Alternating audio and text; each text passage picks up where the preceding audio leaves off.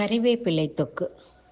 கணிசமான அளவு கொஞ்சம் நிறையவே கருவேப்பிலை நல்லா எடுத்து, நல்ல கருவேப்பிலை எடுத்து போட்டு நல்லா கொஞ்சம் நல்லெண்ணெயை ஊற்றி, கொஞ்சம் தண்ணியும் கூட ஊற்றலாம், கொஞ்சம் தண்ணியும் கூட ஊற்றி கொஞ்சம் நல்லெண்ணெயை ஊற்றி அரைச்சிங்கன்னா நல்லா நைஸாக அரைச்சி எடுத்துருங்க. எடுத்து இந்த கருவேப்பிலையை அரைச்சதை வச்சுக்கிட்டு புளியை நல்லா கெட்டியாக கரைச்சி வச்சுக்கோங்க. வெள்ளை பூண்டு நசுக்கி அள்ளி வச்சுக்கோங்க.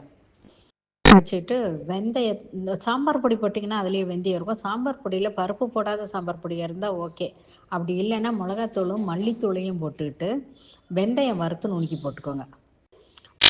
அந்த அரைச்சதை வெள்ளைப்பூண்டு நசுக்குனதை போட்டு ஒரு வதக்கிட்டு, இந்த அரைச்சி வச்சுருக்கிற கருவேப்பிலையை கொட்டிட்டு, அரைச்ச கருவேப்பிலையை கொட்டிட்டு, புளி கரைச்சதையும் கொட்டிட்டு, உப்பு வேண்டிய அளவு போட்டுட்டு, தனி மிளகாத்தூள் சாம்பார் தூளை போடுறதுனா தனி மிளகாத்தூள் மல்லித்தூள் போடுறதுனா போடுங்க. இல்லை சாம்பார் பொடி பருப்பு போடாத அரைச்ச சாம்பார் பொடியாக இருந்தால் அது போட்டுக்கோங்க, போதும். இதை போட்டாச்சுனாக்கா வெந்தயம் தனியாக வறுத்து போட வேண்டியதில்லை. மல்லித்தூளும் மிளகாத்தூளும் போட்டிங்கனாக்கா கொஞ்சம் வெந்தயத்தை வறுத்து நுணுக்கி போட்டாகணும். அப்போ தான் அது நல்லாயிருக்கும். கடைசிக்கு வந்துட்டு நீங்கள் எல்லாம் சுழண்டு வர்ற போது கொஞ்சம் வெல்லத்தையும் அதில் போட்டு நல்லா வணக்கி விட்டு, நல்லா எண்ணெய் ஒதுங்க சுழண்டு பந்தாட்டம் சுழண்டு வர்ற வரைக்கும் கிளறி நீங்கள் எடுத்துக்கிட்டிங்கனாக்கா இது கருவேப்பிலை தொக்கு.